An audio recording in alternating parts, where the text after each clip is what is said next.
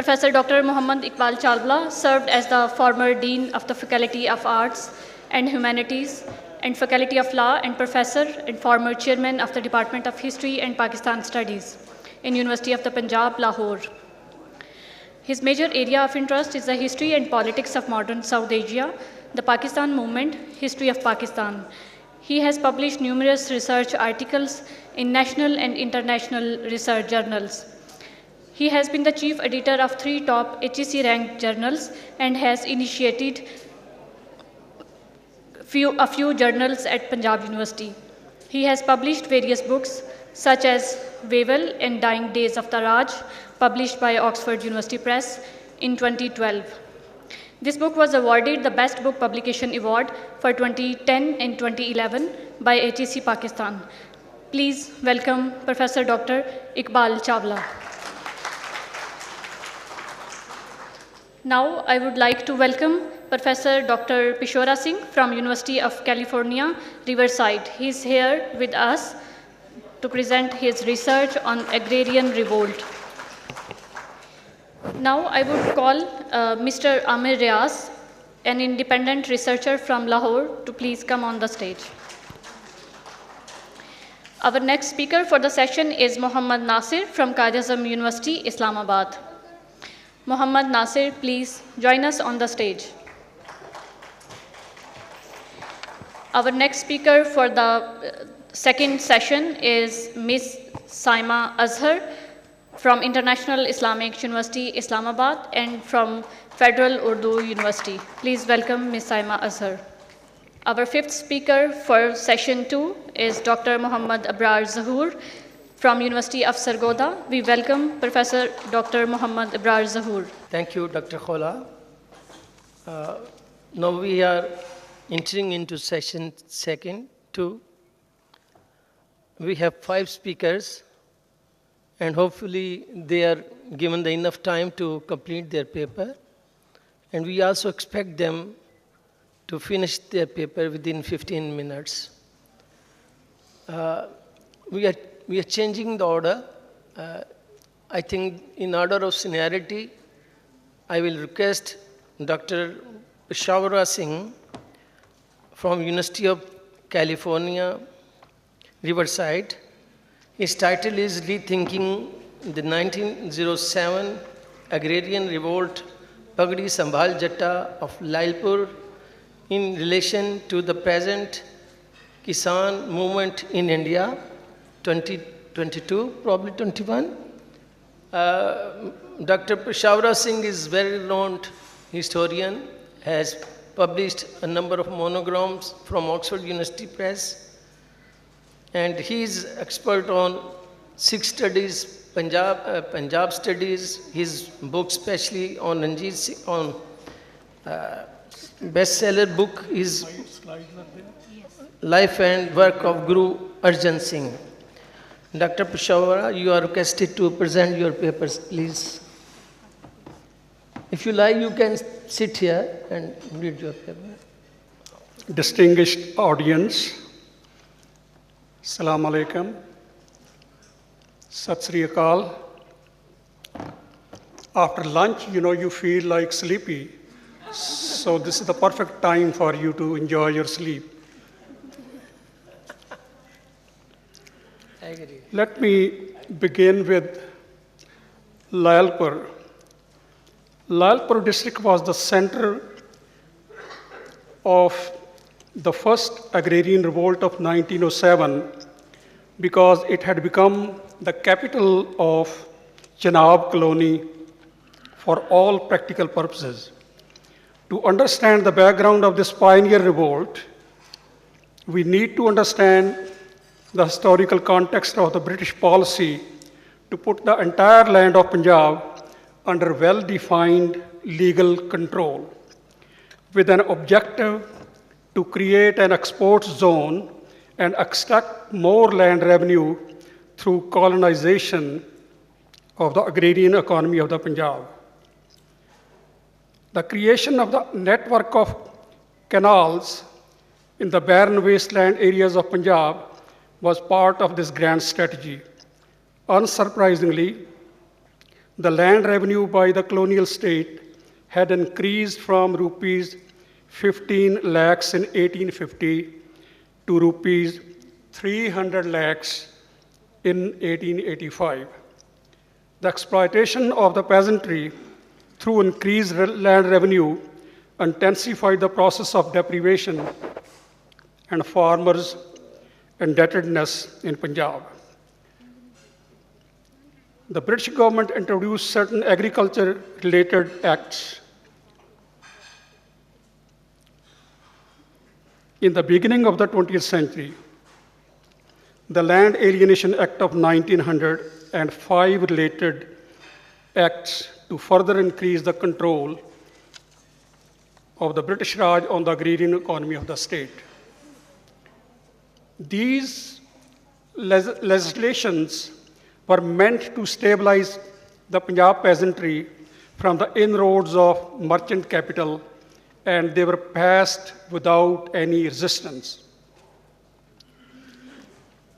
However, the most controversial act was the Punjab Land Colonization Act of 1906, which sought to drastically change the conditions on which the land was granted to the colonists in the canal colonies.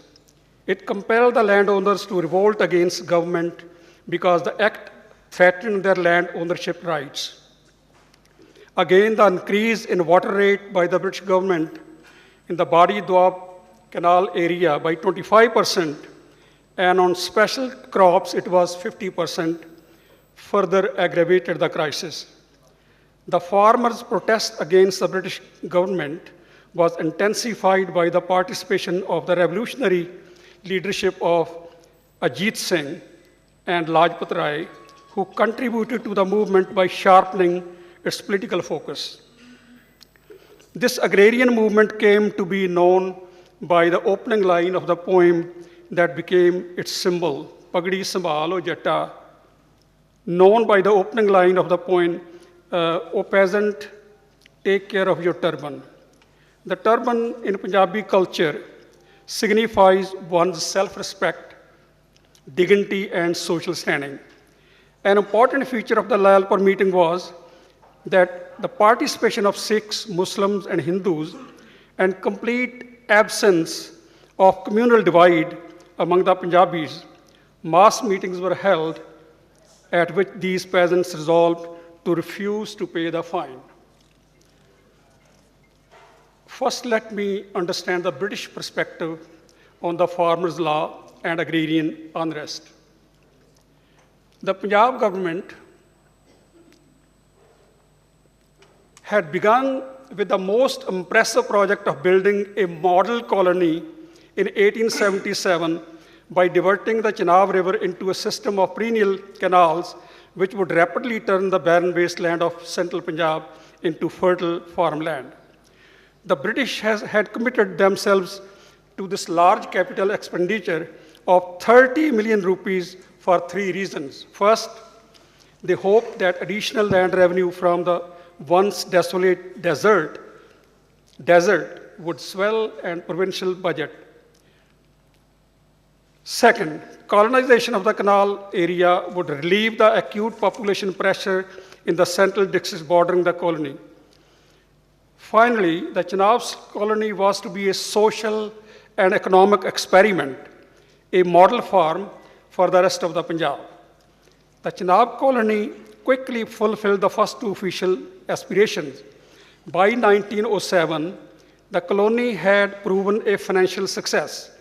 The capital outlay had been repaid, while the government received over 700,000 rupees annually as net profit from water charges and land revenue. With the introduction of Punjab Land Colonization Bill in 1906, trouble began to appear in the colony, which threatened the tranquil atmosphere of this Punjab show place. The provincial government passed this harsh legislation in November 1906, and simultaneously, the Punjab government also announced a drastic increase in the charge on canal water, on the Badi Doab Canal, running through the districts of Amritsar, Gurdaspur, and Lahore. Although the enhancement averaged 25%, increases on cash crops such as sugarcane and on vegetable gardens bordering urban areas ran as high as 50%. The farmers saw the new bill as an unjust intrusion of government into their daily lives, legalizing the hated fine system and thereby widening the scope within which officers could extract bribes.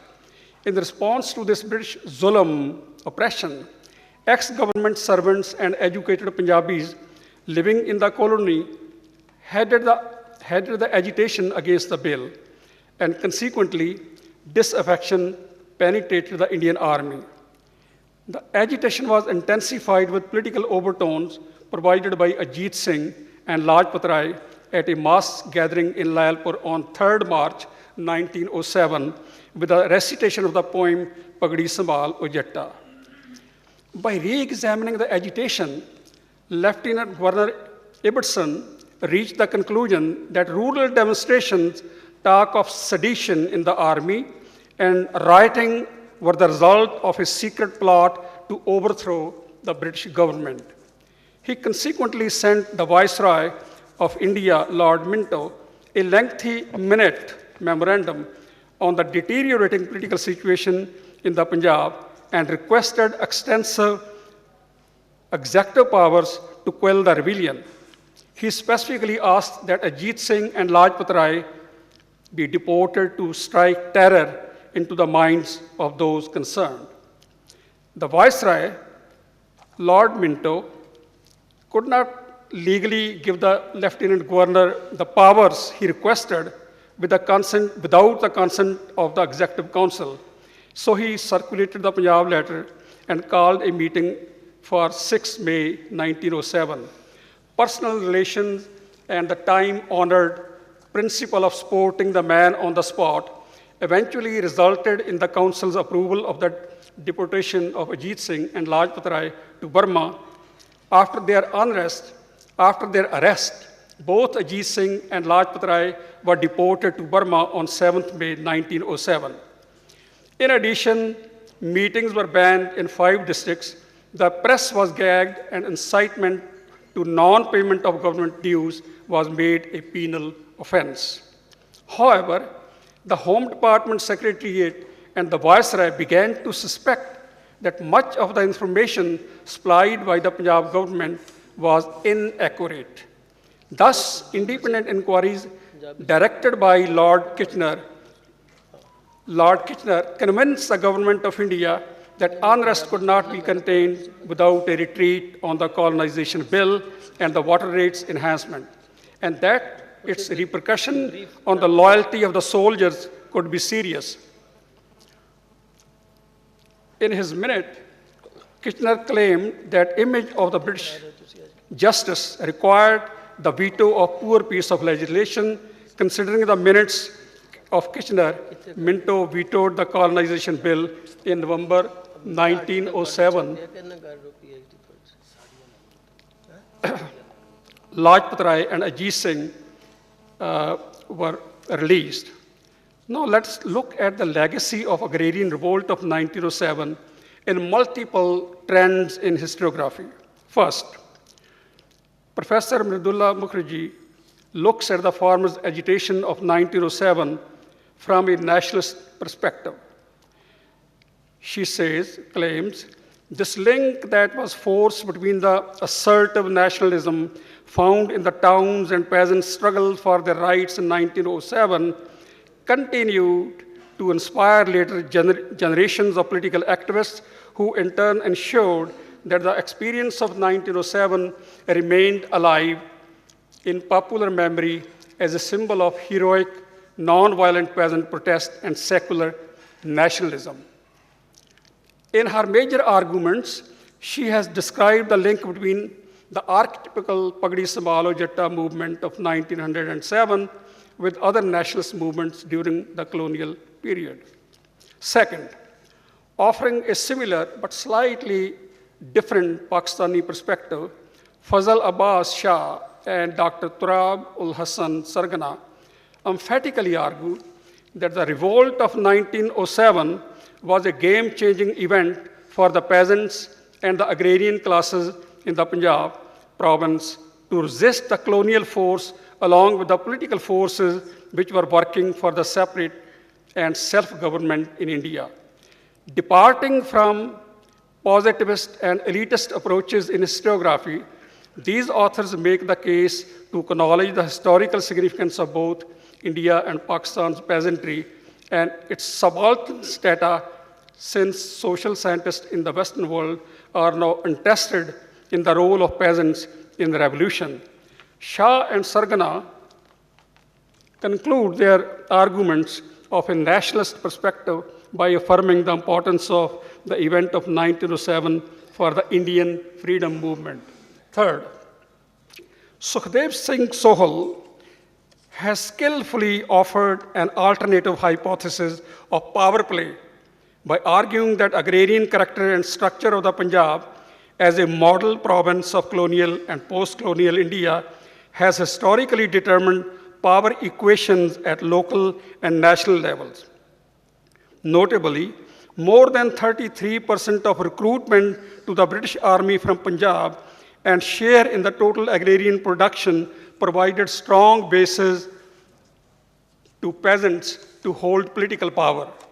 When in 1907, the British tried to subvert power equations through the legislation of the Punjab Land Colonization Bill, the peasants reacted sharply through protests, which became a potential danger to the colonial authorities. Realizing the power of the farmers' nonviolent protest and its impact on Punjabi soldiers in the British Army, the Viceroy vetoed the legislation and restored the confidence and loyalty of the farmers. In the post-colonial context, the Indian state invested hugely to create Punjab as the breadbasket of India through technology and brought the Green Revolution to the province. However, modern technology transformed the nature of agriculture and set the terms of trade in favor of industry. Except the rich farmers who gained immensely from the benefits of the Green Revolution, a large majority of peasants faced deprivation and impoverishment as reflected in high debt levels and a spate of suicides. The three formulas enacted by the Government of India in September 2020 created fears among the farmers of further impoverishment and dispossession of their land. The farmers resorted to agitation, which turned out to be the largest nonviolent protest in India, and the agrarian revolt of 1907 resonated in the speeches and rallies of the farmers at Delhi.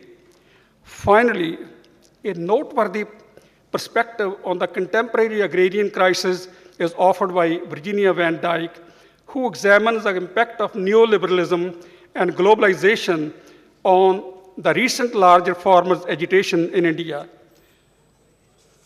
She maintains that the social, economic, and political context is much different in contemporary India from the colonial context. Accordingly, the farmers' movement emerged as a response to the specific legislation of the three farm laws of 2020, promulgated by the BJP government, designed to precipitate large-scale economic restructuring of the agriculture sector.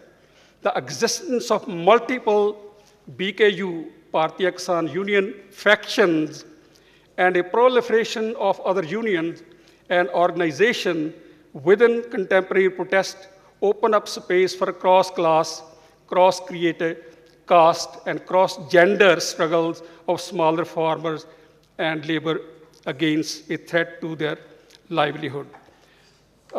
Let me now just go by the slides because time is quite constrained. I will not be reading the next section. So we must realize that the historical context of colonial and post-colonial India are completely different. Therefore, understanding the farmers' movement of 1907 in the broader context of regional history during the British rule is significant, since understanding the past is crucial to make sense of the present. In the first place, the Lyallpur meeting of the farmers' protest in 1907 began with the recitation of the famous poem Pagdi Sambhalo Jatta, a folk song which had powerful appeal to the cultural sensitivities of the farmers to protect their self-respect. The song became the rallying cry of the farmers. Sirajuddin Ahmed, the editor of the Zimidar, printed distributed cartoons and literature appealing to generally illiterate colonists. Thus, poetic songs and literature played an important role in mobilizing the masses in 1907. By comparison, the farmers' protest in 2021, aided by social media and singers and small publications on the protest site, such as Trolley Times, were constantly in focus in India and often at the international level. Secondly, the most significant strategy of farmers' agitation in 1907 was to achieve a complete unity of Sikhs, Muslims, and Hindus without any communal divide among the Punjabis. I'm running out of time. Let me conclude my discussion. The agrarian revolt of Punjabi farmers against the Punjab Land Colonization Act of 1906 and the enhanced water rates of the Bari Doab Canal was completely non-violent. Ajit Singh played a pivotal role in the agrarian struggle and was deported to Burma along with Lajpat Rai under the sedition law. Both were, however, released when the Viceroy vetoed the Punjab Land Colonization Act and cancelled the increase in the water rates. The legacy of this pioneer revolt made its way in multiple representations in regional history and resonated in the Kisan movement in post-colonial India in 2021. These laws were repealed by the Prime Minister of India in 2021, November 21, under the pressure of farmers' long-lasting movement in modern times. Some important parallels between these two movements are staggering, even though the political, economic, social contexts are completely different. Much like the Punjab Land Colonization Act of 1906, the three farm laws were essentially a part of the process of recolonization of India's economy enacted by the Union government in modern times. Under the pressure of a neoliberal, pro-corporate, and pro-globalization juggernaut in September 2020, the Kisan movement was initially centered on the withdrawal of the so-called black laws, but after its thundering victory in getting the three laws repealed in November 2021, the movement slowly extended its agenda to make minimum support price, MSP, as legally binding for buyers of agriculture produce. Its impact was visible in recent parliamentary election in 2024, when BJP candidate faced the ire of the farmers, resulting in their defeat in all the 13 constituencies of Punjab. One must not underestimate the power of agrarian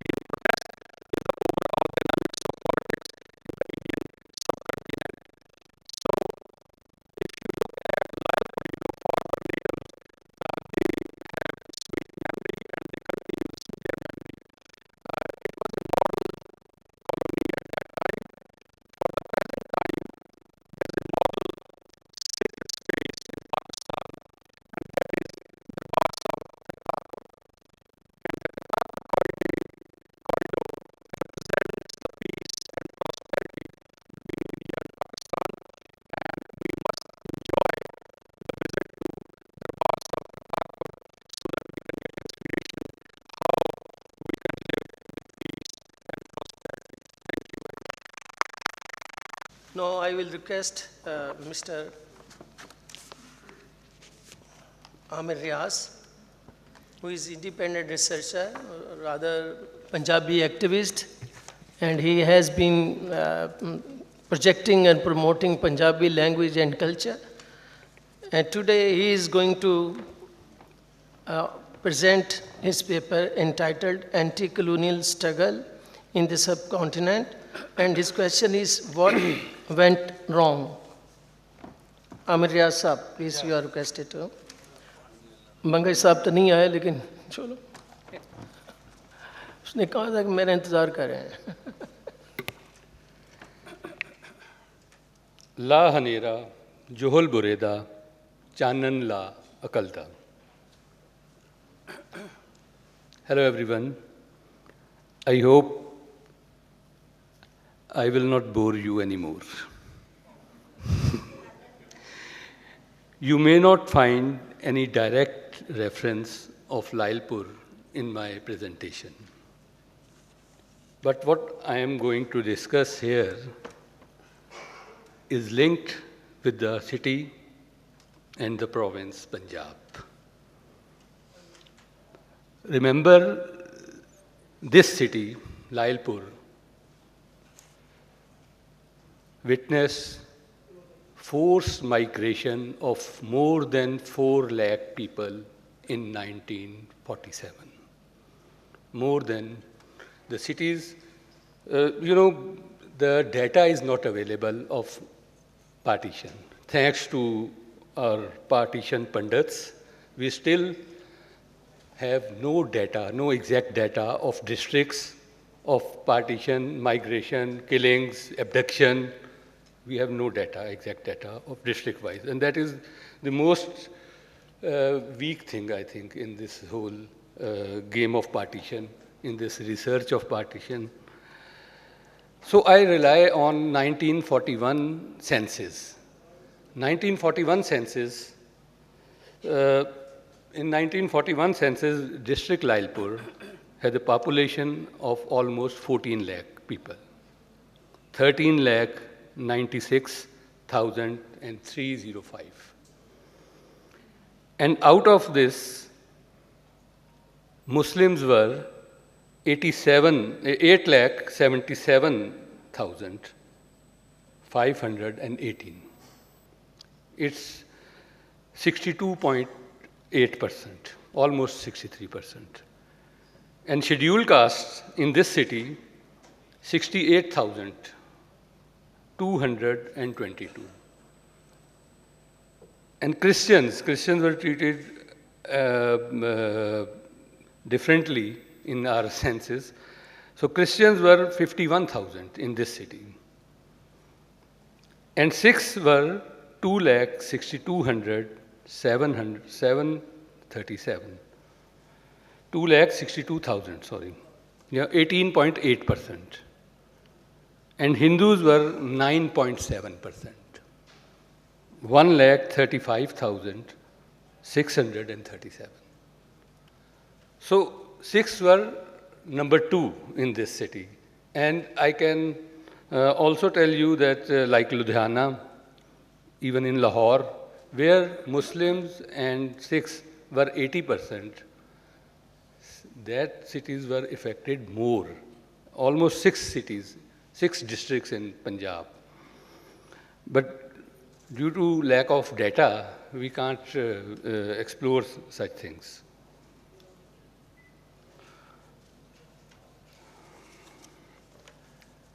So I will start my presentation. There's an anti-colonial struggle. What went wrong? Because we are in 77 years, it's enough time that we should also deconstruct the dogma of freedom struggle too. This is a case of centralist religio-political mindset that largely negates diversity and dialogue and treats people like subject rather than citizen. And still in South Asian states, we are treated like a subject. For me, religious extremism and narrow nationalism are two same things. Because in both cases, all politics depends on exclusive approach. You always negate inclusivity. You always negate diversity. So religious extremists and narrow nationalists are exerting significant influence in South Asia today. and how they become more powerful now compared to 47. Modis and Talibans and others, from where they came. Was there an issue in our freedom struggle? Or were we inadequately prepared for the challenges of nation building? Because there are many problems in our nation building concept, not only in Pakistan, but also in Bangladesh, in India. If you read the parliamentary debates of 47, 48, 49, then you easily pinpoint the issues.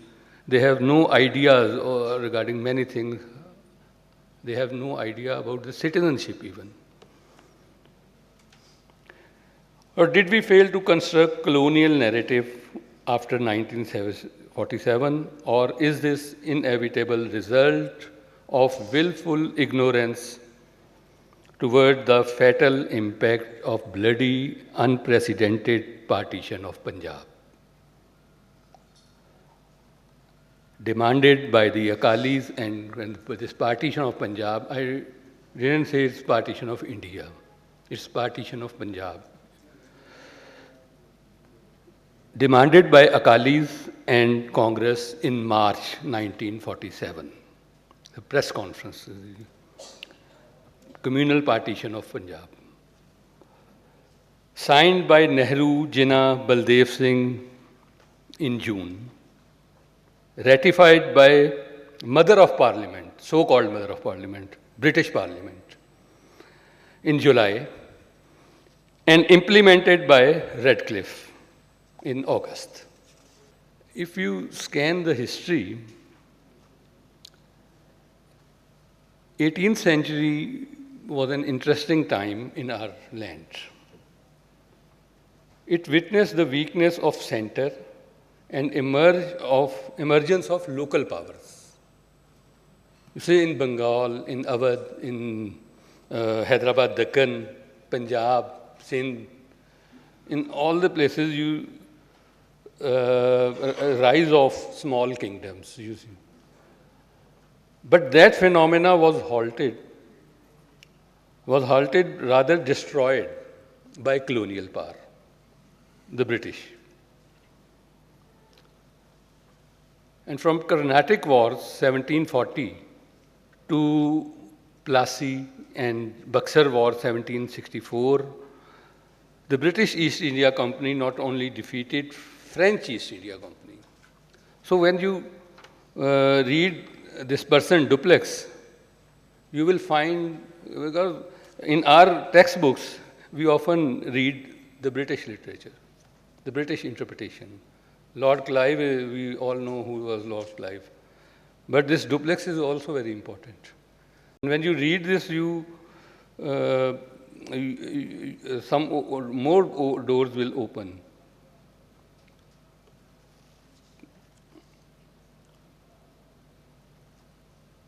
So they defeated French East India Company, but also subdued Awadh, Hyderabad, Deccan, Bengal, and even Mughal court. Mughal court was with the British forces. And in next 39 years, they defeated not only Tipu Sultan, but by 1806 had also annexed Delhi. It's missing in this, but they also annexed Delhi. So their capital was Calcutta, the British capital, the Calcutta, but their eyes were on Tibet and Oxus. That was their policy. However, for that, they had to wait for another 50 years because of the Lahore Darbar. A kingship emerged in the Punjab and its surroundings under Maharaja Ranjit Singh, who died in 1839. And the same year, British East India Company subdued Kalat, started the first Opium War in China, against China, and in the next year, they annexed Kandahar and Kabul. And after 3 years, they annexed Sindh and permanently destroyed our deep sea port, Lori Bandar, linked with 5 flowing rivers, Satluj, Sindh, Jhelum, Chenab, and Ravi. And finally, from 1846 to 1849, they had completed their annexation by capturing Lahore Darbar. What was British mindset and what were their priorities before annexation of Lahore Darbar? And if you can check things, you can check British Parliament online archives. They are available from 1805 to till today. So you can easily check what they were saying in their parliament in 1844, in 1836. And then you realize that from 1842, they want to establish a centralist Unitarian vassal state, British India. It's a Unitarian and centralist. And you can also check how social engineering, and the most important thing is their play with the languages. It's the most important thing because it was a door when they remove Persian and introduce English. But in case of local languages, Urdu, Punjabi, Hindi, they divided it on the basis of scripts, communal division of scripts and dialects.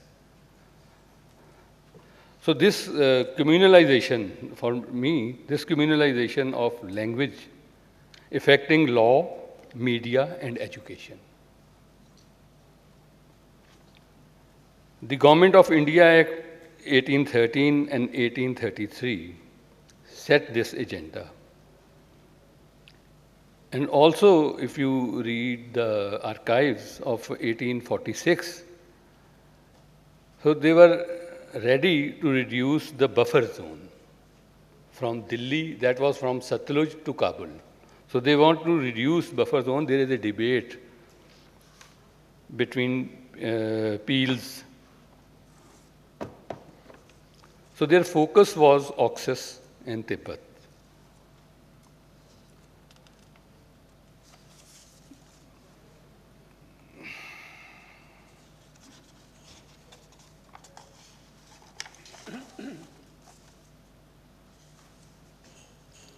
I will skip a few slides.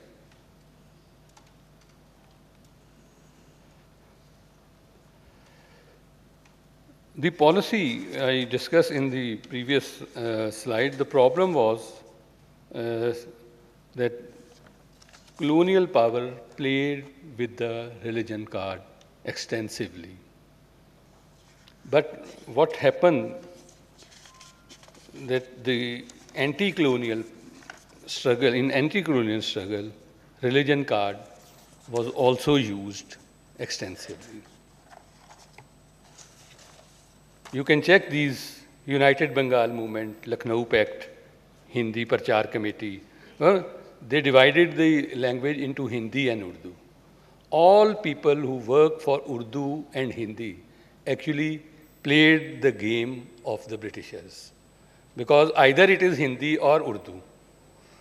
In Nehru report, first time, Indian politicians address the issue and they call it Hindustani, Nehru report. And in the autobiography of Nehru, Meri Kahani, my life, I think, yeah, my story, Nehru also advocated Hindustani. But when Congress get power in 1930, after 1937, they impose Hindi, not Hindustani. And this Khilafat movement and Gurdwara Act and Shaheed Ganj movement or one nation or two nation theories. In all these movements, religion card remain the vital, lethal, I think, lethal weapon. So if one example is United Bengal movement that was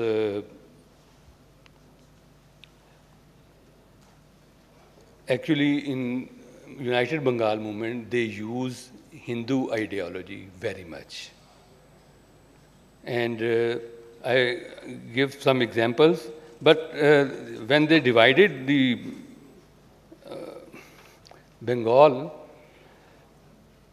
it was Muslim, Hindu-dominated area.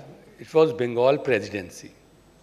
But the movement was for the Bengal, revival of Bengal nation, Bengali nation. But it was not. It was in Bengal presidency, Bengalis were, Hindus were 57.5% and Muslims were 37.9%.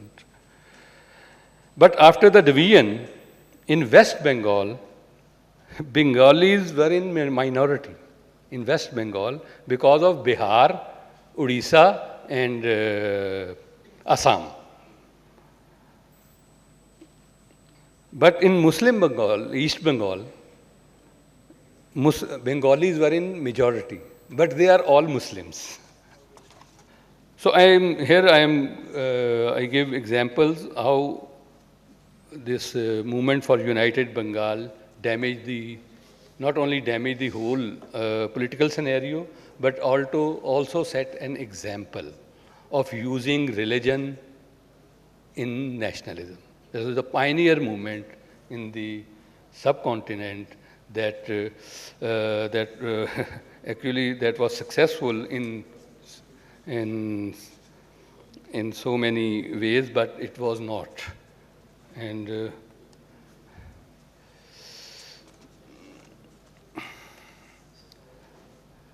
actually, they lost the capital, Calcutta, from Calcutta to Delhi. So it was not a successful movement for Bengalis. So religion-based nationalism not only promoted orthodox views, but also challenged liberals like Dadabhai Nauroji, like Gokhale. And as a result, Hindu nationalist Bal Gangadhar Tilak or Aurobindo Ghosh, editor Bande Mataram, became leaders. He was arrested, mixing the religion with nationalism was beginning of new politics. And if you read Ajit Singh's book, Buried Alive, you can well understand why and how it spread from Bengal to Punjab till Fata during the same period. An exponent of Gadar movement, Gurdwara Leher, Khilafat Hijrat, One Nation, Two Nation theory, and their leader all use that mantra of mixing religion and politics.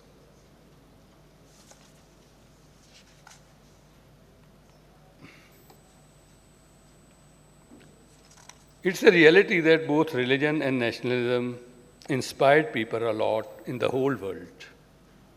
Over the time, people, intellectuals or scholars have rationalized those movements or narratives.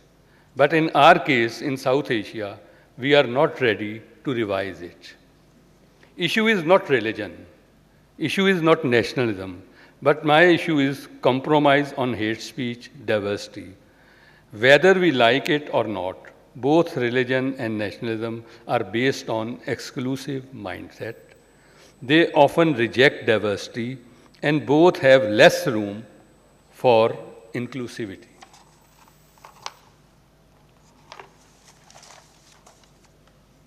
What our generations and leaders did before 1947 is not the prime issue. But what we did, how we interpret it after 1947 is important. We failed to address it with the new realities at all, especially with reference to the hate speech, inclusivity, diversity, and citizenship. It is high time to deconstruct dogma of freedom struggle, not from the point of view of colonial masters, but from the point of view of people. Rab Rakha. Thank you very much, Mr. Amar Riaz, for a wonderful presentation. I wish we would have more time to listen to you.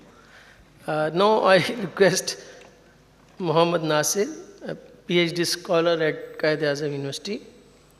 He has come with a wonderful topic, a mapping of asymmetrical dependency in Punjab, a subaltern historiography of Lyallpur through the bonded labor literature. So I'm going to present here my chapter of my PhD dissertation, Mapping of Asymmetrical Dependency in Punjab, a subaltern historiography of Lyallpur and Punjab through bonded labor literature. So asymmetrical dependency is a term coined by German Bonn Center of Slavery Studies. It represents every form of slavery, either it is coerced labor, bonded labor, or other form of dependency. And subaltern historiography means that I am going to put my work in the subaltern historiography which emerged in India in 1960s. So I'm going to start my presentation with a poem that is written by a bonded labor activist, and he belongs from Faisalabad. So we will enjoy the poem and then I will further move my paper. So मैं धरती दा मुडला पुत्तर, मैं चूड़ा चमियार मुसल्ली, मैं सैंसी मैं चंगड़, मैं पट्ठा मजदूर हाँ सजना, मैं सीरी मैं भूई दा कीड़ा, मैं काना चो हीरे कढ़ दे, मैं मिल्लां विच रेशम बुनिया, आसमाना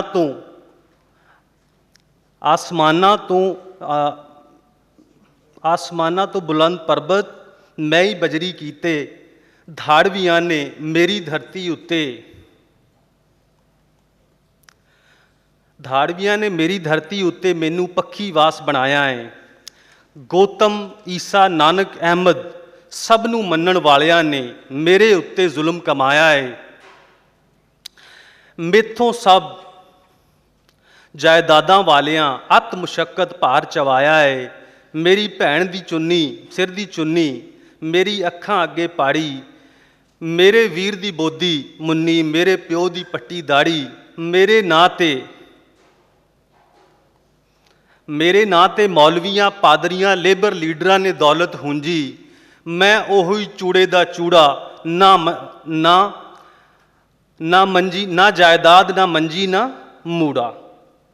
So this is the poem of Manzoor Niazi which tells us about the plight are the most miserable situation of bonded labor, or bhatta mazdoor, or untouchables in Punjab. So I should go for further. If you want to read full poem, then you can read it yourself.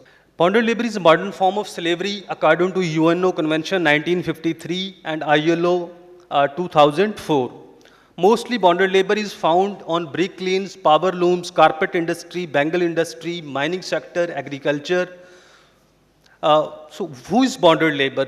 When a bonded labor takes an advance amount that is called debt bondage or peshgi from an owner and promises to return the amount through his labor, this advance is never repaid and a laborer is bound to work only for his owner. In this way, a laborer loses his freedom to work according to his will. Most of the bonded labor in Punjab comprise of low caste Muslims such as Musallis and low caste Christians such as Chudas.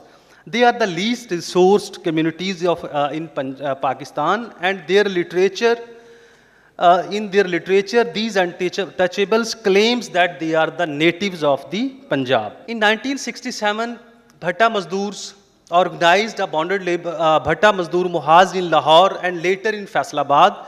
They initiated their struggle against bonded labor and debt bondage. So, it was a long struggle through the Darshan Masih case, and in 1988, it was the culmination point of this struggle in which Supreme Court declared bonded labor as modern form of slavery and unlawful activity in Pakistan and prohibited it. So in this research, Bonded labor, I have collected bonded labor literature and tried to write the history of these bonded laborers through this research, through this paper. Methodology, I have used archival and oral history methods. I have conducted oral interviews of bonded labor activists, and this is also a grounded research because I am also part of those community. I am also working still with them for their freedom and rights. Theoretically, this paper engaged with radical tradition of post-colonial theory which emerged from the concrete struggles of masses in the Third World, like Fanon, Nagyugi, Kubral, Naxalbari movement, Dalit Panther movement. Fanon's conception of lumpen proletariat, pitfall of national bourgeoisie, national culture and indigeneity are also valuable for this paper.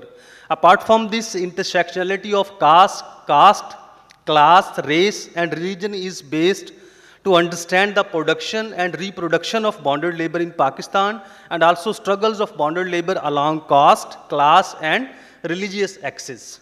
There is a very simple research question for this paper. What is history and literature of bonded labor during the socialist struggles in Pakistan from 1967 to 1980s? I have designated this area as a socialist struggles because in 1967 there is emergence of Bhutto's political popularism in Pakistan which was based on the slogans of socialism. Bonded labor during socialist struggles. Major Ishaq Muhammad described briefly about the emergence of brick-lane laborers from the landless Muslim sheikhs, untouchables and Christian untouchables who were expelled from the lands by the landlords due to the modernization. This is an important factor which happens in 1960s. There is modernization, there are tractors, there are tubals. So the people who work as sharecroppers, series, they were expelled from the lands. When they were expelled from the lands, so ultimately these people reaches on the brick lanes and they become their bonded laborers. Manzoor Niazi has captured this situation in his imagination like this. भूई tractor खोली मेथों तुरट हल पंजालियां गईयां सिदरा देखू पंपा पूरे बह गादी ते gown तो गईयां वाडी मुक मुका गई सजना मैं ता सिट्टे चुनन तो रहीयां नाल थ्रेशर कनक गहीवे मैं ता पिड़ हुंजन तो भी गईयां. There is also story of Baba Rana Masih. His story is published in 1970s.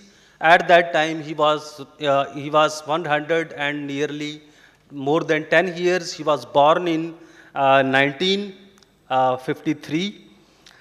Baba Rana owned some land, but upper caste and class peasants grabbed that land from him because he was low caste and Christian.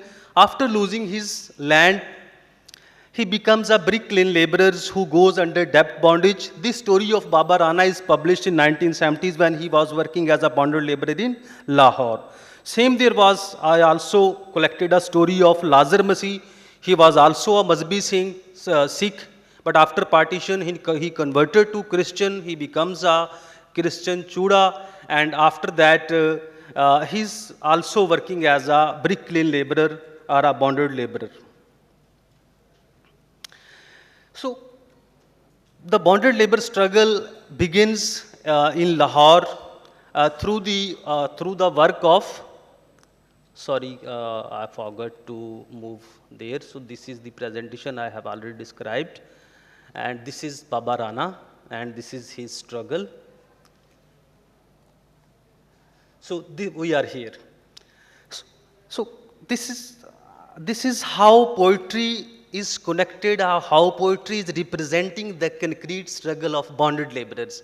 So this is a poem of Baba Yunus Malang. He's from Faisalabad. Still he is living, I think he is in 90s. So he has written a poem in 1980s when there was bonded labor struggle was on its full swing. Ahsanullah te Asma Bibi sanu wasan da dhang samjhaya hai. ਮੇਰੇ ਮੁਲਕ ਦੇ ਵਿੱਚ ਛੁੱਟ ਸੂਰ ਗਏ ਜਿਹੜੇ ਢਿੱਡਾਂ ਨੂੰ ਤਗਾਰ ਬਣਾਈ ਬੈਠੇ ਨੇ ਹਿੱਕ ਝਲਕੀ ਦੇ ਕੇ ਮਜ਼ਦੂਰਾਂ ਨੂੰ ਕਈ ਕੁੰਡੀਆਂ ਤੇ ਫਾਈਆਂ ਲਾਈ ਬੈਠੇ ਨੇ ਅਸੀਂ ਨਹੀਂ ਛੱਡਣਾ ਇਹਨਾਂ ਜ਼ਾਲਮਾਂ ਨੂੰ ਜਿਹੜਾ ਸਾਡਾ ਹੱਕ ਦਬਾਈ ਬੈਠੇ ਨੇ ਸਭ ਫਿਕਰ ਵਿੱਚ ਨਹੀਂ ਆਉਂਦੀ ਸਮਝ ਫਿਕਰ ਵਿੱਚ ਨਹੀਂ ਆਉਂਦੀ ਕਿਉਂ ਆਪਣਾ ਭਰਮ ਗਵਾਈ ਬੈਠੇ ਨੇ ਥਪ ਥਪ ਇੱਟਾਂ ਅਸੀਂ ਕੌਮ ਐ ਸਾਡੀ ਪਾਕਿਸਤਾਨ ਬਣਾਇਆ ਹੈ, ਐਸਾ ਨੁੱਲਾ ਤੇ ਆਸਮਾ ਬੀਬੀ ਸਾਨੂੰ ਵਸਣ ਦਾ ਢੰਗ ਸਮਝਾਇਆ ਹੈ। ਹੈਡ ਸਟੇਸ਼ਨ ਤੇ ਪੱਕੀਆਂ ਸੜਕਾਂ, ਹੈਡ ਵਰਕਸ ਜਿਹੜੇ ਪਾਣੀ ਦੇ ਬਣਦੇ ਨੇ ਜਿੱਥੋਂ ਨਹਿਰਾਂ ਨਿਕਲਦੀਆਂ, ਹੈਡ ਸਟੇਸ਼ਨ ਤੇ ਪੱਕੀਆਂ ਸੜਕਾਂ, ਇੱਟਾਂ ਸਾਡੀਆਂ ਲੱਗੀਆਂ ਨੇ, ਹਸਪਤਾਲ ਸਕੂਲ ਤੇ ਕਾਲਜ ਮਿਹਨਤਾਂ ਸਾਡੀਆਂ ਸੱਜੀਆਂ ਨੇ, ਗਿਲਾ ਸ਼ਿਕਵਾ ਕੋਈ ਨਹੀਂ ਕੀਤਾ ਲੰਘਦਾ ਡੰਗ ਲੰਘਾਇਆ ਹੈ, ਐਸਾ ਨੂਲਾ ਤੇ ਆਸਮਾ ਬੀਬੀ ਸਾਨੂੰ ਵਸਣ ਦਾ ਢੰਗ ਸਮਝਾਇਆ ਹੈ। So history of bonded labor struggle begins in 1967. So this begins with the story that Ahsanullah Khan was standing on a road and he see there a old person. He asked, "Can I help you to cross the road?" The old man replied, "Oh, there should be a hole in the earth and I should be buried in it." After that, tears fell on the ground. The language of tears fixed in my brain and tear became a crystal glow for me through which I could see the sufferings of the whole humanity. So this is interview of Ahsanullah Khan, what he tells us about his first encounter with the bonded laborers. Baba Kalla Masih tells him that he is under debt bondage, due to which Jamadar and Thekedar owner of Bricklane had abducted his two daughters who were 11 and 13 years old respectively, and owner had raped his daughters. Ahsanullah goes to police station with Baba Kalla, but SHO didn't listen to him. He then uses the power of student union and raise a protest before IG office Lahore and succeed to release the girls from the captivity of honor. So this was a huge success for the Bricklane laborers. And after a week, nearly 100 Patheras Bricklane laborers come to Lahore and they join Ahsanullah Khan and they establish a union of Bhatta Mazdoor Muhaz on 18 September 1967. So this was the first organization of bonded laborers in Pakistan. Ahsanullah Khan wrote an application. So after making the union, they start litigation. So they put their application in DC office. At that application, an inquiry begins and a report is submitted in 1969 at DC office, and that then report is submitted at the Governor of West Pakistan. So Governor of West Pakistan, on the basis of that report, he implemented Factory Act 1826 on the Bricklanes in 1971. But the Bricklane owners and feudal lords, they goes to the High Court and takes stay orders against that implementation of Factory Act, and after that stay order goes on 1988.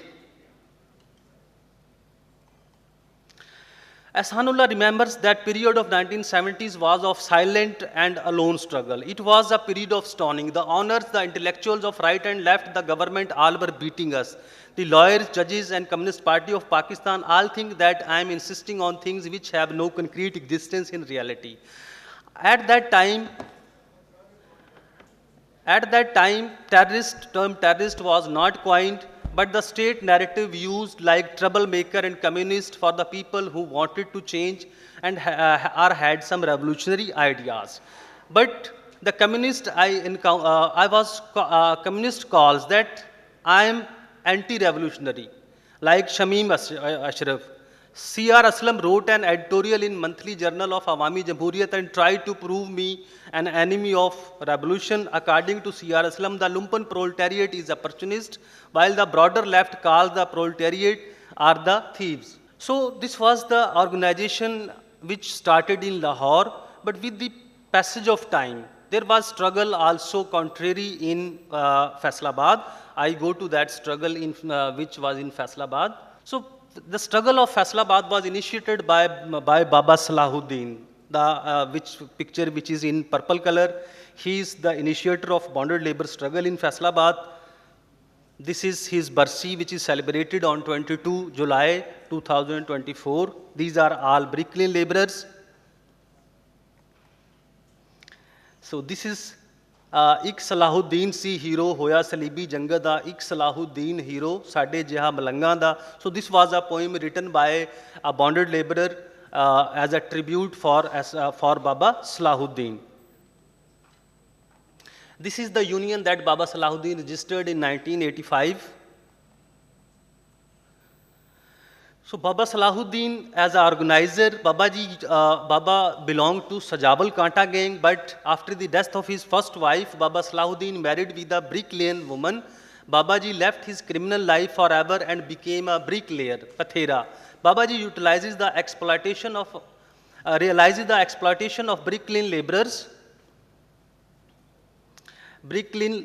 and started organizing them in 1980s. Babaji uses religious idioms to organize the laborers. He taught them the life of Holy Prophet, for the poor and slaves. He uses metaphor of Paroha and Abu Jahl to designate the bricklaying owners. So she is wife of Baba Salahuddin. I interviewed her and she told about the miseries, the sufferings which Baba Salahuddin faced during that struggle. So Babaji also followed the mystic tradition of Sufia of Punjab for the organizing. He cooked halwa and chawal. First he feed the laborers and then he talked to them, he organized them. So thank you so much. Thank you so much for your questions. Thank you, Mr. Nasser, for so insightful presentation. Now I request Ms. Saima Azhar. She is a PhD scholar at International Islamic University. She is going to present her paper on empowering the working class, a study of labor and peasant organizations and trade unions in Lyallpur division. Please present your paper. Assalamu alaikum everyone. First of all, I thank to Dr. Khola. She is very cooperative with us today one. Now I am come to my topic and I will summarize my paper within 5 minutes or 10 minutes inshallah. Now start empowering. My topic is empowering the working class, a study of labor and peasant organization and trade union in Faisalabad division. About labor and peasant, introduction about labor and peasant organization. Labor and peasant organization in this region play a crucial role in advocating for worker rights, improving working condition and addressing agriculture challenges, thereby significantly influencing socio-economic development. The objective of my paper is, in Lyallpur division, examining the efforts of the labor and peasant organization for workers' rights and socio-economic justice in this region. No, I am not going to tell you about the historical background of the Faisalabad division. Now, I am going to tell you about the major labor organization in Faisalabad, pre and post. Before partition, the main labor and peasant organization in British India include the All India Trade Union in 1920 and All India Kisan Sabha in 1936. Now in Faisalabad Power Loom Workers Union have been organized under the Labour Qawmi movement since 2003. And its the key role is adjust wages and workplace safety. The second labor organization is the Faisalabad Labour Federation. The Faisalabad Labour Federation represents a broad coalition of workers influencing labour policies and improving conditions through collective bargaining and activism. Punjab Federation of Labour Union. The Punjab Federation of Labour Union was established by the leader of different trade unions in Punjab. Aslam Wafa played the key role in establishing and expanding the federation. The federation describes its strong geographic base in Punjab and solidarity with local, national and international labour organization as its strength. Prominent peasant organization is Punjab Kisan Committee. Punjab Kisan Committee was founded in 1981. It advocates for the protection, and expansion of land rights for farmers, ensuring secure ownership and access to land. It seeks to address land dispute and prevent unjust land acquisition that impact agriculture livelihood. Historical land reforms. Land Reform Act 1959. Key Historical Land Reform Act 1959 aimed to redistribute land from landowners to small farmers, significantly reducing land inequality. These reforms have improved access to land for small farmers but often face challenges in full implementation and impact. Current landscape of trade union and peasant organization. All Pakistan Trade Union Federation. All Pakistan Trade Union Federation, an industry-specific union. It was founded in 1988 and has 240 affiliated unions, including working in unorganized sector such as bricklines, oil tankers, and the carpet industry. And the main prominent leader of this trade union is Chaudhry Fateh Muhammad and Mirza Ibrahim, and the key role of this trade union is labor rights. Peasant Association, Punjab Kisan Committee. The committee was constituted with the approval of Chief Minister of Punjab to work on the cost gained for the production of crops and the right for the farmers. Now I am going to tell you about the case study of the peasant labor unions and the peasant organizations. Faisalabad Power Loom Workers Union. 11th August 2022, over 40,000 power loom workers in Faisalabad responded to a call for a strike to demand social security concerns and an increase in wages. This strike led to significant achievements, including wage increases and enhanced safety standards. The second one is Punjab Kisan Committee Advocacy Campaign. In Faisalabad, the Punjab Kisan Committee, led by a leader like Farooq Tariq and Imtiaz Shah, organized a campaign to represent small farmers, advocating for land rights, fair prices, and water rights. The case studies highlight the effectiveness of labor and peasant organization in advocating for the right and the welfare of workers and farmers. Now I am going to tell you about the field report in this area. Faisalabad Power Loom Workers Union and the Punjab Kisan Committee. These union has organized numerous strikes and protests to demand better treatment and justice for the workers. Textile worker strikes, land right advocacy, and sustainable agriculture training. For the field report in this area, the achievement of these strikes, wage increase and better safety standards, new land title policies for tenant farmers, and enhanced productivity and quality of life through training and organic farming and water conservation. Now, labor legislation evaluation. Now I am going to tell you about the just labor laws on the labor and peasant organization. Labor legislation in Pakistan, historical development, a series of policies from 1949 to 2010 aimed to address labor issues such as first labor policy in 1949, second labor policy in 1955, third labor policy in 1959, fourth labor policy in 1969, fifth labor policy in 1972, sixth labor policy in 2002, and the seventh labor policy in 2010. These all policies are discuss the worker rights, safety for the laborers and the farmers. And last one is the seventh labor policy in 2010 relating to the ongoing labor concerns.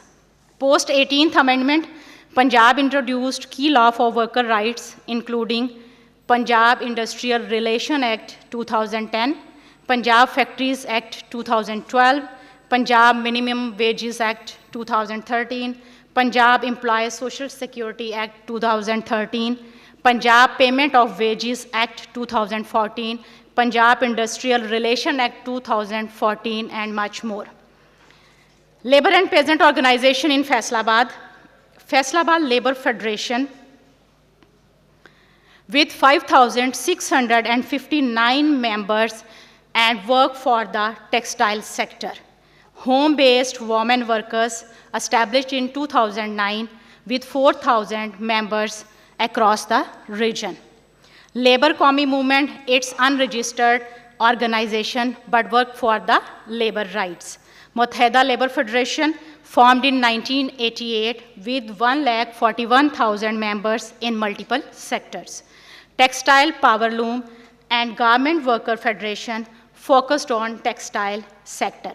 Peasant organization, legal protection for agriculture workers. The number one is Safety and Health Concerns 2001 and Punjab Occupational Health and Safety Act 2019. Now come to the end. Just I am going to tell about the recommendation of the labor and peasant organizations, how to better it for strengthening union, reform legislation, enhance organizational capacity, promote inclusivity, build alliance, and with leverage technology. Thank you so much. Very good. Saima Azhar, thank you. Now I request Dr. Muhammad Ibrar Zahoor, very dear friend of mine, the Associate Professor and HOD, University of Sargodha, to present his paper entitled The Role of Print in Essentializing Communal Identities in Colonial Punjab. Please, Dr. Zahoor. Good afternoon, ladies and gentlemen. I'm honored to be invited by Lyallpur Literary Council to talk about the role of print in essentializing communal identities in colonial Punjab. Communalism is the situation in which religious community rather than class or caste becomes a major determinant of political loyalties. As Musaddiq Saab talked about it in his speech in this morning, and he talked about the notions of majoritarian and how these majority notions played out, and these are still playing out throughout South Asia. So among a cornucopia of changes brought about by the British colonialism in Punjab, an important aspect was the transformation of identities of the self and other in individual and collective spheres. The communal identities were constructed in the colonial context by all communities by dint of processes such as census enumeration. Dr. Kanwal mentioned it, the role of census, decennial census by the British administration, then separate electorates, and most importantly, print capitalism and dissemination of communal literature, which aligned the Punjabis on the basis of communalism.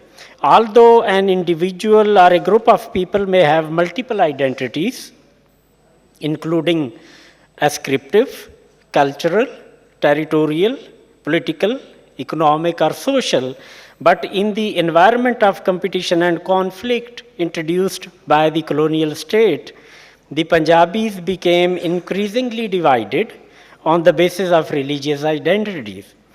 One of the major contributors of the construction of communal identities in Punjab was the introduction and pervasive use of print culture. The first printing press was established by missionaries in Ludhiana. You have already seen a glimpse of Ludhiana in presentation of Pipavadi.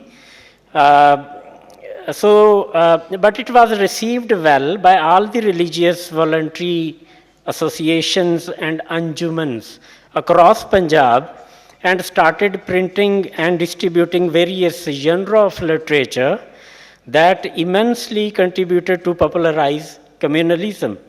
Lahore emerged as the leading center of print in the entire North India, particularly Urdu journalism in Punjab in terms of number of newspapers had no parallel. Regarding the language of the press, Urdu accounted for nearly 82%, 5.7% English, 4% Hindi, and 4.5% Punjabi. Such kind of massive use of printing press for propagation of religious teachings and ideas through a large number of newspapers and magazines made encampment of religious communities on communal lines possible. Since most of the printing activity was being performed in Urdu language, besides elitist English and other regional minor languages, the sphere of influence of this language also expanded enormously at the cost of Punjabi language, if we talk about particularly the context of Punjab.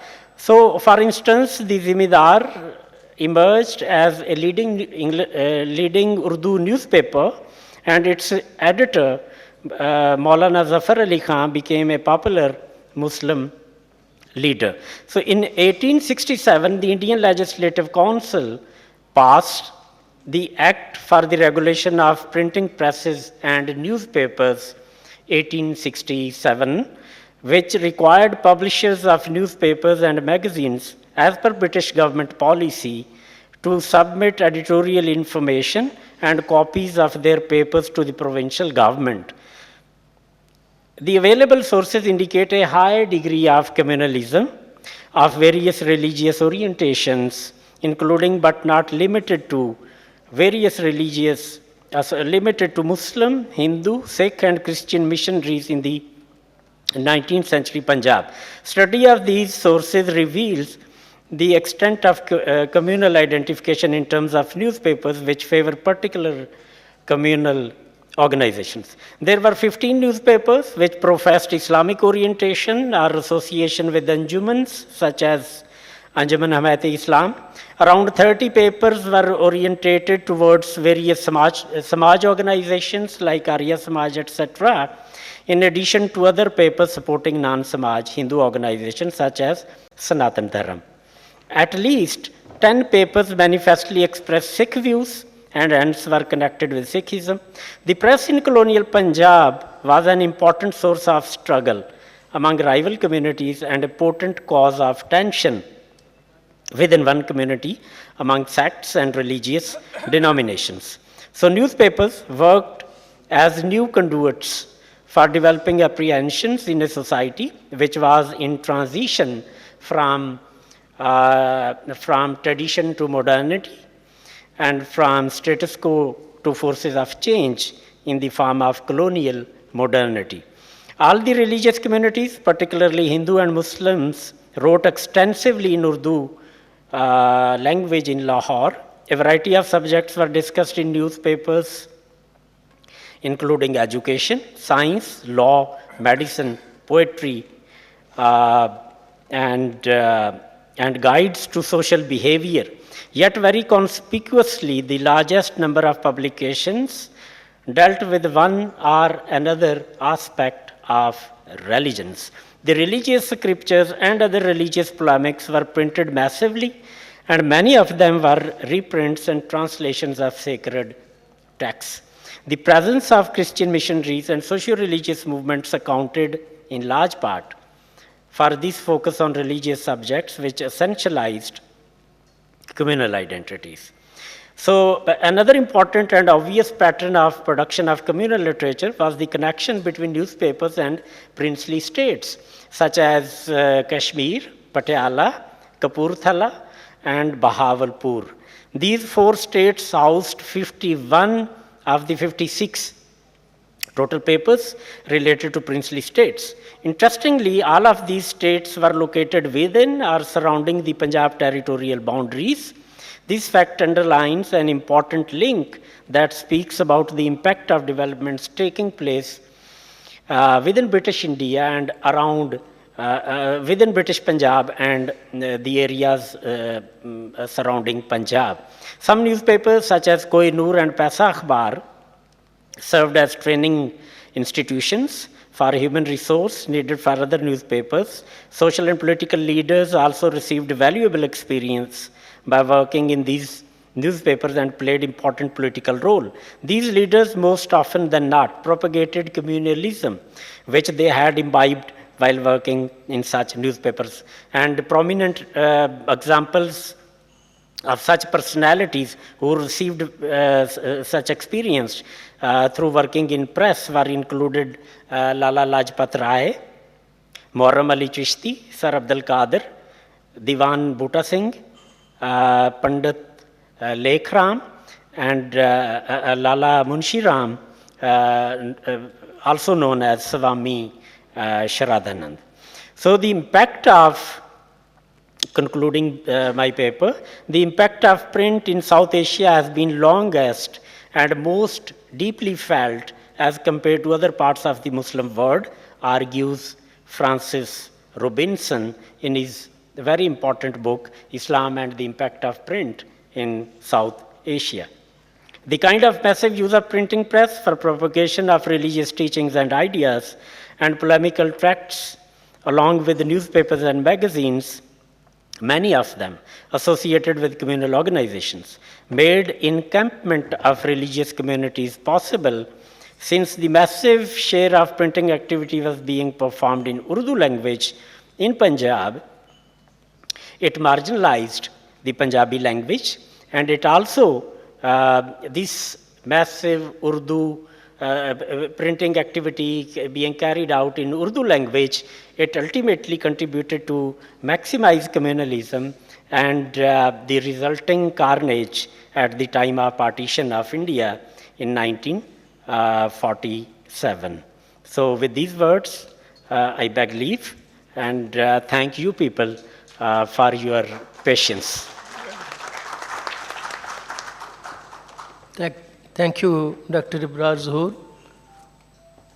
You have finished your paper within the time. So that has permitted us or allowed us to ask the audience if they are interested in asking any question from the panelists. First of all, should introduce yourself and then also identify whom you want to ask question. Please, be brief. Musaddiq Zulkarnain. Dr. Chawla, I have a question for you.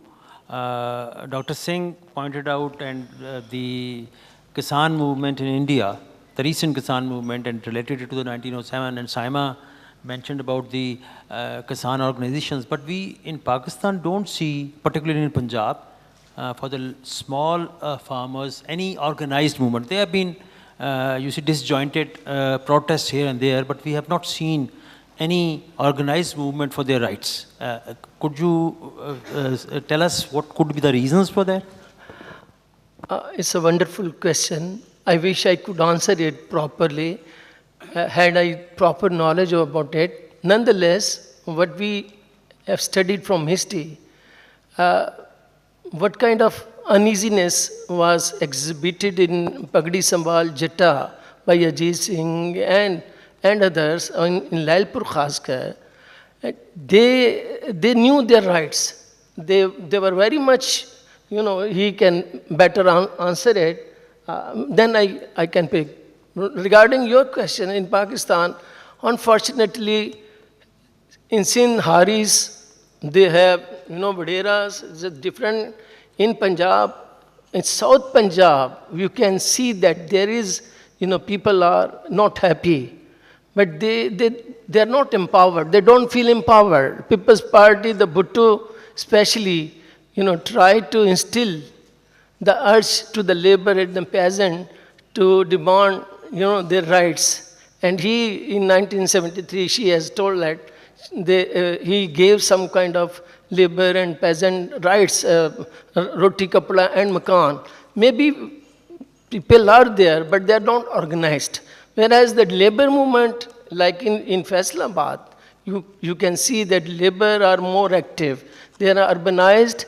They are not under so-called the feudal arts. So this is my umbrella. That you respond. Yeah, it's only the Punjabis, they have that characteristic to protest against any kind of injustice. And because of their cultural patterns and traditions, being martial race, they initiate the process of protest. And even in India, the movement started in Punjab, then ultimately Haryana, Madhya Pradesh, Maharashtra, and other states also joined. But they cannot take initiative. You cannot expect that Haryanvis or Bengalis or anybody else will take the initiative. Initiative always comes from Punjab. So Punjab is always the backbone of the agricultural economy. In India, Indian Punjab, more than 56% of economy is basically agricultural based. So the government of India, influenced by Adanis and Ambanis, they wanted to take away their land. And so, there are a number of factors that were working behind this scene. But ultimately, Narendra Modi was, he realized that we will suffer. They were thinking of getting 400 seats, but they hardly, what the results. So Punjab, whether it is in Pakistan or India, they have a special characteristics of cultural patterns of protesting. Yeah, just my name is... Just controversial statement maybe. Here the Jat are now very much, resourceful. That's a major reason. They are in politics. Their economic position is better. So therefore, the Jat played very important role during colonial period and post-colonial period. Yeah, my name is Muhammad Latif. I belong to Toba Texan. तो just my जो मेरा थोड़ा सा इस पे जो question किया था मुसद्दक जुल्करनैन ने, नो डाउट कि उस टाइप की तो कोई मूवमेंट नहीं है, लेकिन ये जो हमारे लोग सेटलर थे जो कि 80-90 में या उसके बाद आए, not 47 before, my forefathers are whole they are here in Punjab, तो वहाँ पे जो उन्होंने सेम पोजीशन हमारे यहाँ आई जो कि इंडिया में होशियारपुर में, जलंधर में, लुधियाना में और इस तरह के डिस्ट्रिक्ट में कि लैंड लेस हो गया था, वह तकसीमदार तकसीम हो के छोटी छोटी होगी, तो वो मूवमेंटें भी वहाँ पे जो एक मूवमेंट बनी थी और सेम मूवमेंटें यहाँ पे भी बनी हैं जो कि यहाँ के कोई फ्यूडल कल्चर था। जैसे पंजाब जब मर्ज हुआ पाकिस्तान में तो यहाँ पे whole things captured by the feudals are from the South Punjab or from the Central Punjab. तो वो उनका शिकंजा बहुत मजबूत till today. They are from the bureaucracy, from the military bureaucracy and everywhere. They till today they hold the whole these things. तो Toba takes में मैं सिर्फ ये करूँगा कि वहाँ पे एक मूवमेंट बड़ी चलती रही है, लोगों को मसाइल के ऊपर ही रही है वो कि जी खाद नहीं है या कोई उनको बीज नहीं थे या उनको लिए बाकी और कोई फैसिलिटी नहीं होती थी, तो वो मूवमेंट चली है। और इसीलिए 1970 में एक किसान कॉन्फ्रेंस हुई थी, मैं वो आप सब दोस्तों को बताना चाहता हूँ जो ख़ास तौर पे मेरी एज से कम है, कि वो Maulana Bhashani Sahab chair that one और whole the Pakistan from Sindh से हारी थे, पंजाब से सारे थे, और जो ये हमारे डिस्ट्रिक्ट एसमान, उस वक्त मेरा जो टोबा था वो तहसील हेडक्वार्टर था Faisalabad, Lyallpur is the district, तो ये सारे लोग छोटा किसान वहाँ पे इकट्ठा हुआ, more than 100,000 people there at that time in 70, जबकि मतलब करोड़ की सारी पॉपुलेशन थी पूरे पाकिस्तान की। Thank ji you sir, thank you so much for your comment. We move towards the next question. My question is basically from Zuhur Saab that you are basically talking about how the print media is basically raising the communal violence and all those sort of things. And we are seeing that intervention of the technology, like at that time the print media is a technology, and right now the social media and all those different social apps are basically causing the same issue of the right-wing populism and the right-wing sectarianism in different societies. So what do you think, what is the reason behind this, that basically the literature is saying that due to the intervention of the technology, due to the modernization of the productive forces like the intervention of science and technology, the progressive thoughts are basically emerged. But we are seeing that in reality, at the time of the print media and at the time of the 21st century in the social media age, the sectarianism and the right-wing populism is on the rise. So what are the reasons? And what do you think, what type of classes are more inspired from those sort of communal propagandas? Okay, you may say that you can draw many similarities between the process that took place during the colonial period and what is taking place today in the form of these gadgets and social media. But in those times, when colonial masters introduced this technology of printing press, Yeah. as part of colonial modernity. Of course, it was a technology, but as I have already mentioned, that it was initially introduced by missionaries. They printed religious texts and sacred scriptures in a large number. And later on, many other organizations of the locals, they also adopted it. Some of the organizations had their own printing presses, like Anjuman-e-Islam.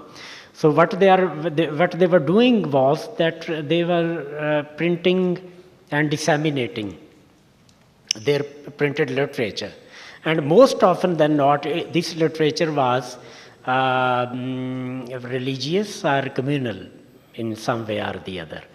So what presently is taking place is a kind of globalization as well as glocalization, because people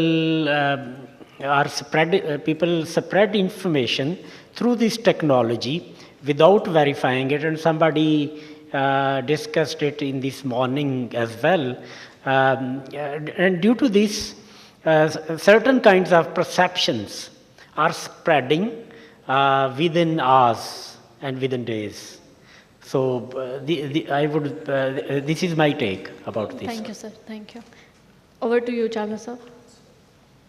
ji Sir, can you please post the direct question Latif Sahab shortly? ने Toba taxon के हवाले से बात जी, जी, की। जी। मेरा ताल्लुक भी Toba taxon से रहा जी, है। फरमाइए। शहबाज मेरा नाम है और मैं किसान कमेटी की जो मूवमेंट्स रही हैं या तहरीकें रही हैं, मैंने भी उनको बहुत करीब से देखा है, बल्कि किसी हद तक उनका हिस्सा भी रहा हूँ। लेकिन एक चीज़ बड़े ही वाज़े तौर पर, पता नहीं ये मुझे बात करनी चाहिए कि न चाहिए, लेकिन मेरी नज़रों में ये एक हकीकत है, हो सकता ये ना हो, कि वहाँ इस इलाके में लीडरशिप तो बहुत रही है, स्टडी सर्कल्स भी रहे हैं, लेकिन लीडरशिप को मैंने अवाम के साथ जुड़ा नहीं देखा। टोबा टेक्सिंग और टोबा टेक्सिंग से मुल्हिका जितने भी अजला हैं, पंजाब का नाम ले लिया, अमूमन ख़ुसूसन टोबा टेक्सिंग, ये तहरीकें अवाम के साथ जुड़ नहीं सकी। इस पे पर कुछ रोशनी डाल सकते हैं?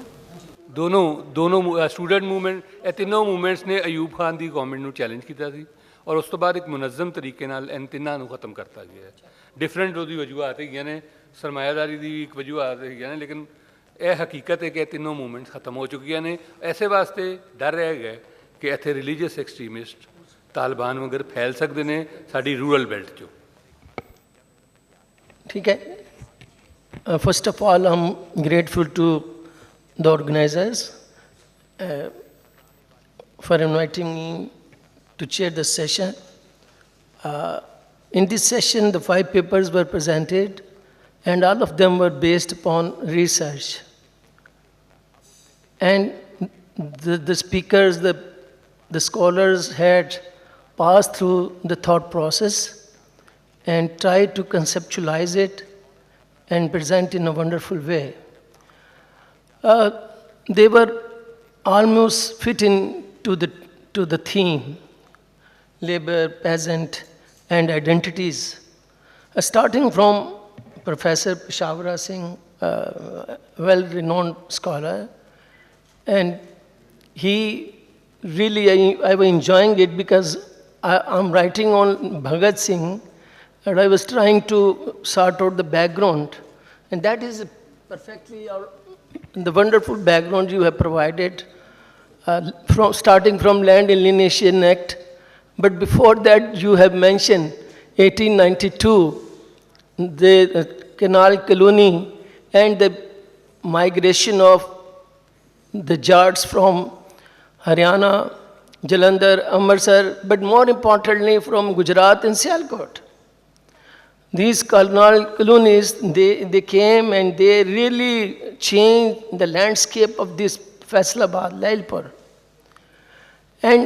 But like the colonial project Amir Saab was mentioning, the colonial project was, they were interested in revenue generation. When they observed that the Jats or the small landholders are not giving them enough taxes, so that is why they enacted three legislation. The third one was very, very displeasing, and that is why the Pagdi Sambhal Jatta and the person who was the moving spirit behind it, Chacha of Bhagat Singh, Ajit Singh. But that is not enough. If that moved on, Ghadar movement, she was asking, Ghadar movement in 1913 and onward, then Lahore conspiracy case and other things. Then you very rightly has connected it to Indian Punjabi movement or peasant movement in 2020 and 21. That is natural connection. Yeah. But I'm happy also that, like these 3 gentlemen has pointed out, that the sufferings, the problems of peasant or laborers, the globally is the same. Maybe the Pakistan and India are exceptional.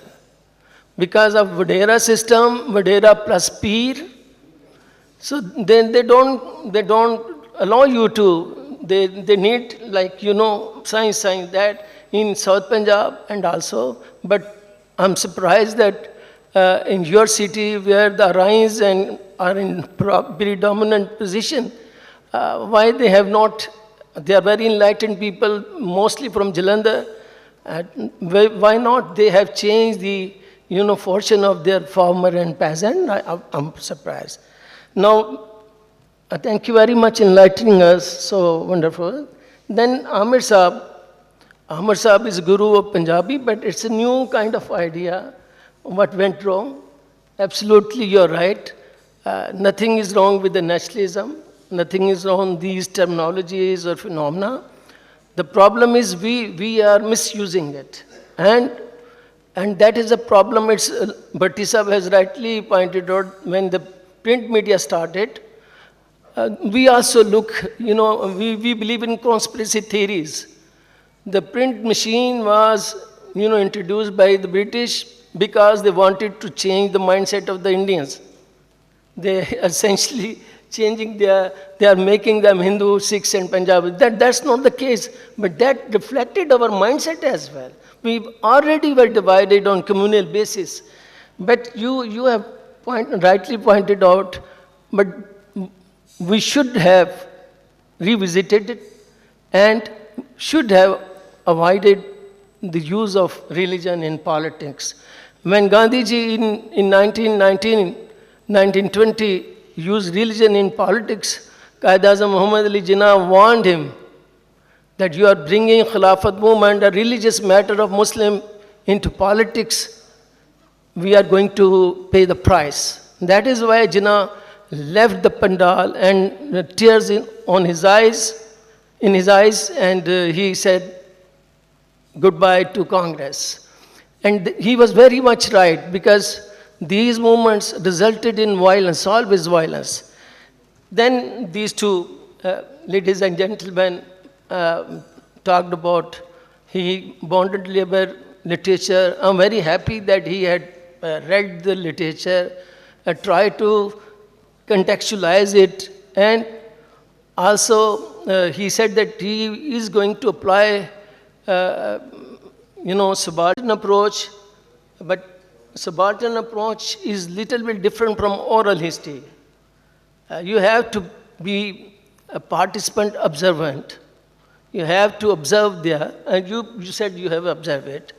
And that's a wonderful project. I hope when you complete your work, it will be more interesting. And then your name is Saima.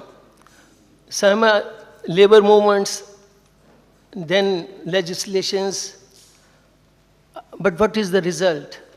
Like they have mentioned, like we have peasant movements here, the labor movements here, the still Chuda is there, yes. Chuda is there, Masali is there, and they sit on the ground, and even Samal Dukandar has the same. Thank you very much. I have taken so much time. Thank you so much. Ji. Thank you so much, Dr. Muhammad Iqbal Chawla Sahab, for conducting such beautiful session. Thank you so much, all the